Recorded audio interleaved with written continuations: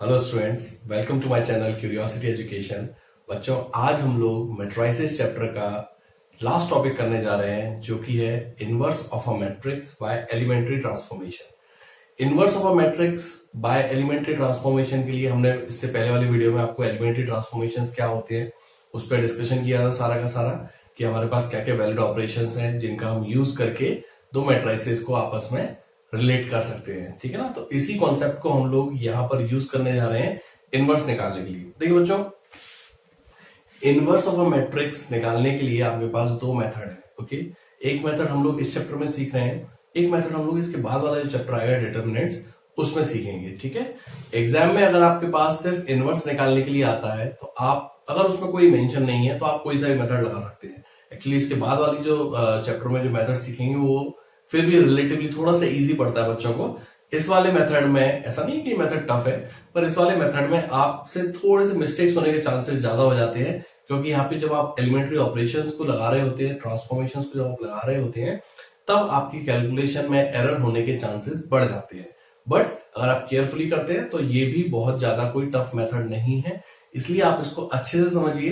क्योंकि अगर उन्होंने एग्जाम में क्वेश्चन ये दे दिया कि find the inverse of matrix by elementary transformation, तो फिर आपके पास कोई ऑप्शन नहीं है, आपको फिर इसी मेथड से करना रहेगा। ठीक है ना। तो चलिए देखते हैं क्या है मेथड।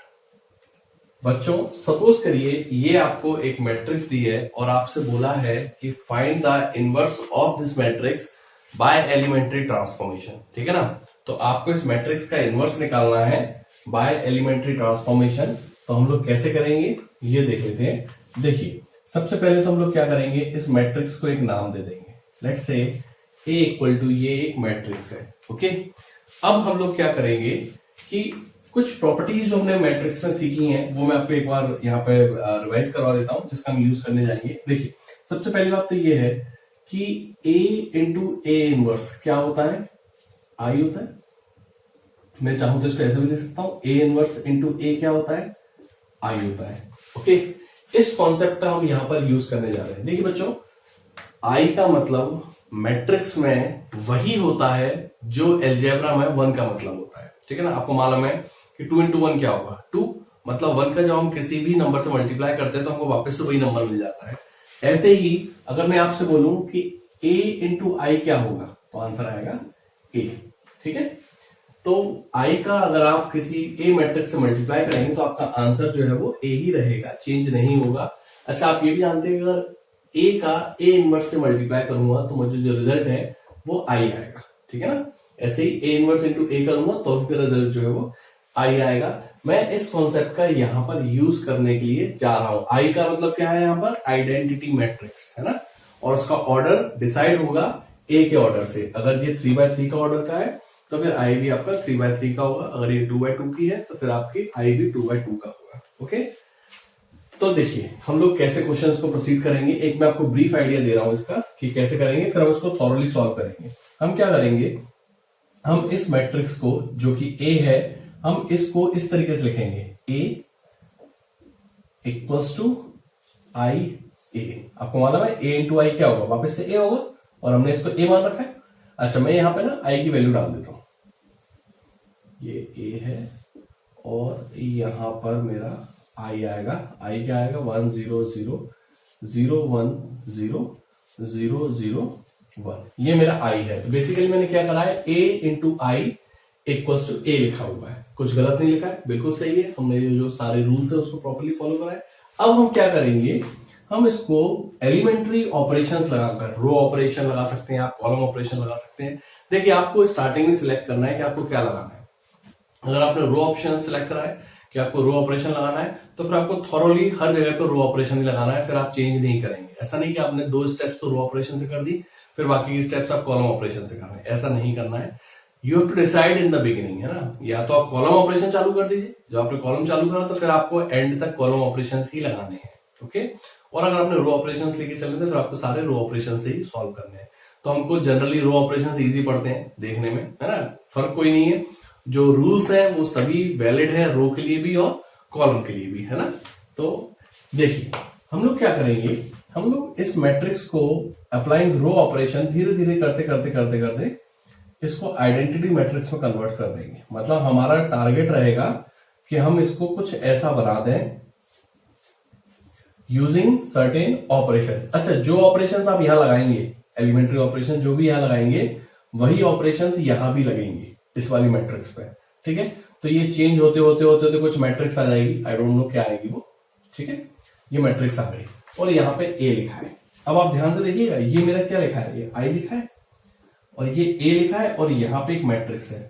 आप एक बताइए, ए का किस मैट्रिक्स से मल्टीप्लाई करूं कि मुझको आई आंसर मिल जाए? अभी मैंने लिखा था यहाँ पे, जस्ट याद करिए, A inverse into A equal to I होता है ना? या फिर आप आगे पीछे करके भी लिख सकते हैं, उससे कोई फर्क नहीं पड़ना है।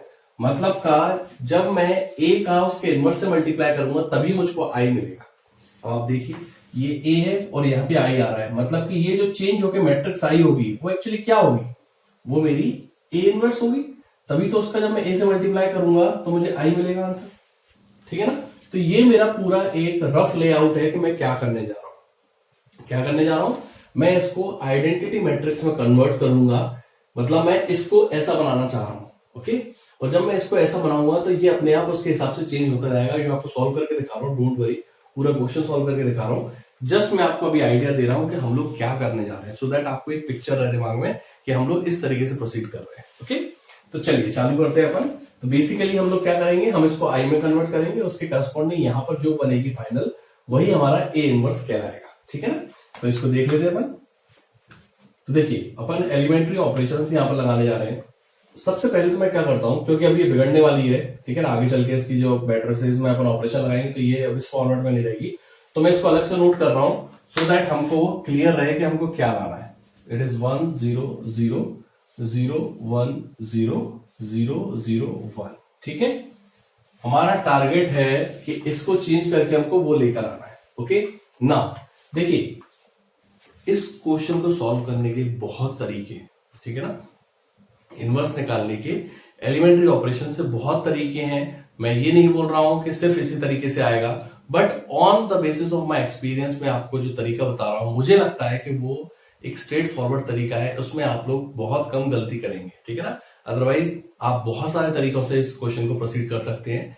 आपको देखिए, हमेशा याद रखिए, हमको जो मेहनत करनी है वो जीरो बनाने में करनी है। ठीक है ना? यहाँ पे जो जीरोस आ रहे हैं ना, ये बनाने में सबसे ज्यादा मेहनत होती है। 1 तो बहुत इजीली बन जाएंगे, कैसे मैं आपको भी बता दूंगा।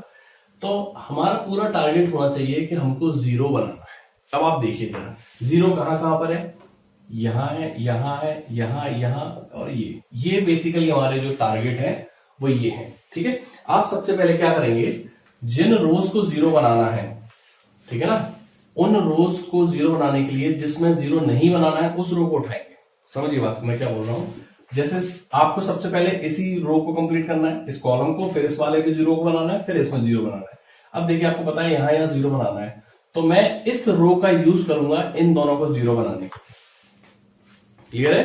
तो आप बिल्कुल पैटर्न फिक्स कर लीजिए। सबसे पहले इस कॉलम के जीरो बनाना है, फिर इस कॉलम के जीरो बनाना है, फिर इस कॉलम के जीरो बनाना है, और उस रो का यूज करना है जिसमें जीरो नहीं बनाना। ठीक है, जैसे आपको पता है इस रो को यूज करेंगे क्योंकि वहां पे हमको जीरो नहीं चाहिए, हमको यहां जीरो चाहिए। ठीक है, ऐसे ही इसमें किसका यूज करेंगे जीरो बनाने के लिए, इस बीच वाली का, क्योंकि हमको यहां जीरो नहीं बनाना, तो इसका यूज करेंगे इसको जीरो बनाने के लिए और इसको जीरो बनाने के लिए। ऐसे ही यहां पर इसको जीरो नहीं बनाना है हमको, तो हम इस वाली रो का यूज करेंगे इन दोनों को जीरो बनाने के लिए। कैसे करेंगे अभी देख लेते हैं। देखिए, जैसे ये आपके पास एक मैट्रिक्स है। ओके, अब अपन सबसे पहला टारगेट है हमारा कि हमको यहां पर जीरो बनाना है। ओके, तो बाय डिफॉल्ट यहां पे ऑलरेडी जीरो दिया है, आपका काम आसान हो गया, आपको मेहनत ही नहीं करनी पड़ी एक जीरो बनाने के लिए। लेकिन अब हम यहां पर अगर देखें तो यहां पर जीरो नहीं है। ठीक है, तो यहां पर जीरो कैसे बनाऊंगा मैं, और मुझे यूज यही रो करनी है। आप चाहे तो ये भी यूज कर सकते थे, पर नहीं, आपको यही रो यूज करनी है। ये रूल ऑफ थंब आप याद रख लीजिए कि आपको हमेशा वही रो यूज करनी है जिसमें जीरो नहीं बनाना है। ठीक है, तो देखिए ये तो ऑलरेडी जीरो है, तो हमारा काम आसान। अब इसमें देखिए, मैं अगर यहां ऑपरेशन लगाऊं, R3 goes to R3 minus 3R1, तो आप देखिए क्या होगा, ये एलिमेंट तो 3 है, माइनस जब मैं 3 टाइम्स इसको करूंगा तो 3 माइनस 3 जीरो हो जाएगा। मुझे और उससे मतलब नहीं कि और क्या बनेंगे, मेरा पूरा टारगेट अभी है कि सिर्फ इसको जीरो बनाना है। ठीक है, तो मैं ऑपरेशन लगा देता हूं यहां पर। क्या ये तो वैसे ही रहेगी, कोई चेंज नहीं आना इसमें। ये भी वैसी रहेगी, इसमें भी कोई चेंज नहीं आना। यहां पर आएगा R3 minus 3R1, this minus 3 times of this, तो ये हो गया 0। फिर this minus 3 times of this, तो ये क्या होगा, अगर आप ऐसे मेंटली नहीं कर पा रहे हैं तो मैं आपके लिए यहां पर सॉल्व कर देता हूं, -2। उसके बाद में फिर आप एक माइनस लिखेंगे 3 टाइम्स ये वाला एलिमेंट -1, तो ये हो गया -2 + 3, आंसर आ गया आपका +1। तो यहां पे आ गया +1। ओके, ऐसे ही यहां पर आप क्या करेंगे, 4 माइनस 3 टाइम्स ऑफ 2, तो 4 माइनस 3 2 6, आंसर आ गया -2। ठीक है, अब मैंने आपको बताया कि आप जो ऑपरेशन यहां लगा रहे हैं इस मैट्रिक्स में, वही ऑपरेशन यहां भी लगेगा। तो आप थर्ड रो को चेंज कर रहे हैं तो बाकी तो वैसे ही लिख जाएगी। यहां पर चेंज करना है R3 माइनस 3R1, तो ये तो 0 है, 0 माइनस 3 -3 हो गया, ये 0 ही रहेगा और ये 1 ही रहेगा। ठीक है, सो और इनटू A चल रहा है। ठीक है, तो मेरा फर्स्ट कॉलम वाला जो टारगेट है वो पूरा हो गया। अब मेरा सेकंड टारगेट है कि सेकंड कॉलम के एलिमेंट्स को 0 बनाना है। तो भाई फर्स्ट वाला और ये वाला 0 बनाना है, तो इसके लिए मैं कौन सी रो यूज करूंगा, जिसमें 0 नहीं बनाना, बीच वाली। तो देखिए आप इस वाली के यूज करके इसको और इसको 0 बनाना है। तो अगर मैं R1 में ये ऑपरेशन लगाऊं, R1 प्लस 1/2 R2, ऐसा क्यों करा मैंने, आप समझिए। मेरा टारगेट है इसको 0 बनाना, इसको 0 बनाने के लिए इसका यूज करना है। इसको मैं क्या करूं कि ये इसको 0 बना दे, तो इसका जस्ट उल्टा बना दूं मैं। अगर ये -1 है तो मैं +1 बना दूं। तो मैं क्या करूंगा, इसको अगर मैं 1/2 से मल्टीप्लाई कर दूं तो 2 से 2 कट जाएगा और +1 बचेगा, और उसको जाके मैं इसमें ऐड कर दूं तो -1 और +1 क्या हो जाएगा, 0 हो जाएगा। तो मैं इसका यूज कर रहा हूं, तो आप देखिए यहां पे तो ये 0 ही है, अच्छा ये प्लस 1/2 R2, तो ये तो 1 ही रहेगा, और ये मैंने अभी इंटेंशनली 0 कराया। और यहां पर क्या होगा, मैं आपको चेक करके बता देता हूं, 2 + 1/2 ऑफ -3, तो 2 - 3/2, 2 to the 4, तो दिस इज 1/2। ओके, सो ये बचेगा 1/2। ओके, आप चाहे तो एक ऑपरेशन और यहीं पर लगा सकते हैं। ठीक है, जैसे मैंने R1 को चेंज करा है, एक्चुअली इसके नीचे लिखना है पर यहां पर जगह नहीं है, तो मैं कॉमा करके यहां पे लिख रहा हूं। इस वाले को भी आपको चेंज करना है, तो यहां पर मैं क्या लगा रहा हूं, R3 goes to R3। अब आपको यहां पर 1 है तो इसका उल्टा बनाना है -1, तो मैं क्या करूंगा, -1/2 R2 कर दूंगा। ठीक है ना, देखिए मुझे इन दोनों को चेंज करना था, इसको और इसको, किसका यूज करके, इस वाली का यूज करके। तो देखिए मैंने दोनों में वही यूज करी है। ठीक है, तो ये 0 1 0 1/2 आ गया, और ये तो वैसे के वैसे लिख जाएगा 0 2 -3, और यहां पर चेंज होना है R3 -1/2 R2 करके, तो R3 -1/2 R2, तो ये तो 0 ही है, तो यहां तो कोई फर्क नहीं आना। फिर यहां पर देखिए 1 -1/2 ऑफ 2, ये भी 0 हो जाएगा, और यहां पर देख लेते क्या आएगा, तो ये हो जाएगा -2 -1/2, R2 की वैल्यू है -3, सो दिस इज -2 -- +3/2।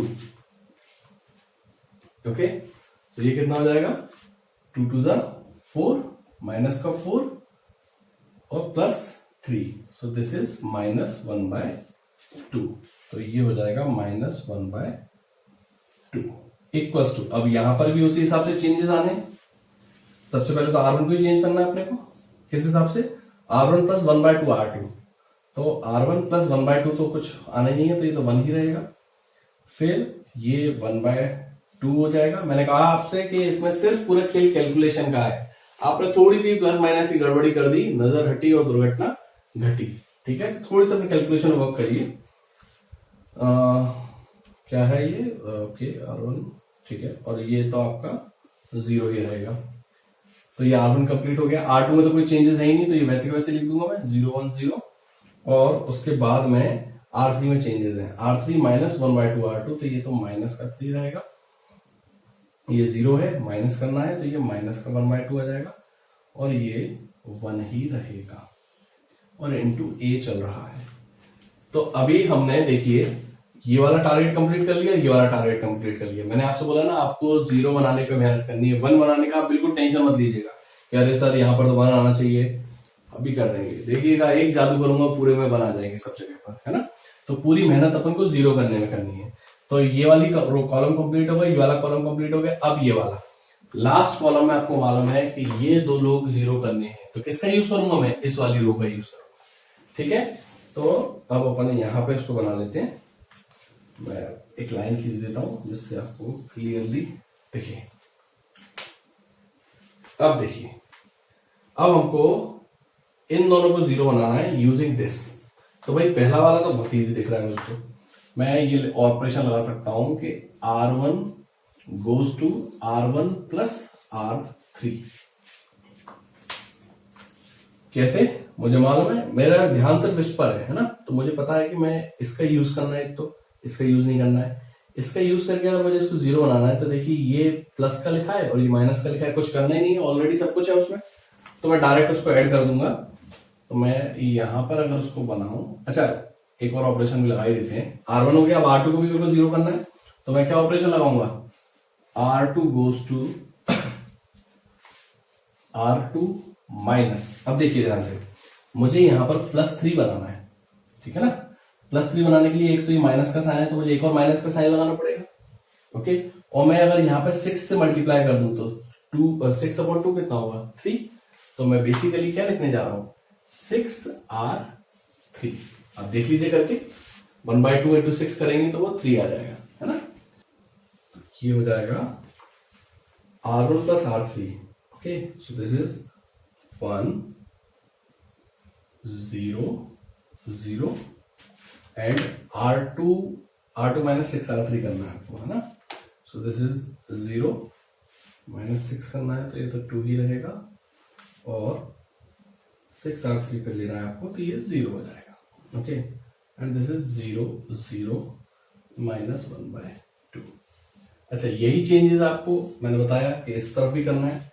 तो पहले तो R1 प्लस R3 करना है, so this will become minus का 2, this is 0 and 0 plus 1 is 1.